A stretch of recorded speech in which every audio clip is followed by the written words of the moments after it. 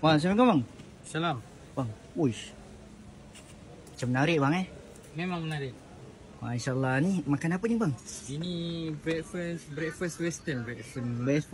Breakfast western Betul. Ui. Ni apa? Kalau macam Kita ni? ada sangkaya. Sangkaya, okey. Ui, baik. Fokus. Yang ni? Ini signature kita, orang putih. Orang putih breakfast. Betul. Okey. Ramai ambil ni. Yang ni?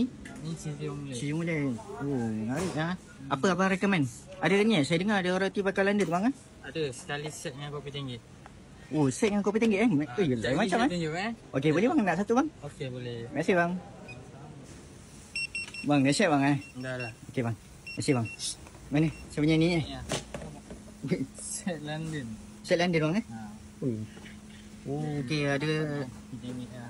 ada telur sepuluh masak tadi. Betul? Yang ni dia kopi tinggi Betul. Oh, baik ni. Menarik. Set paling brutal lah kali ni. Set paling brutal bang Okey bang. Terima kasih bang. Okey. Bismillah.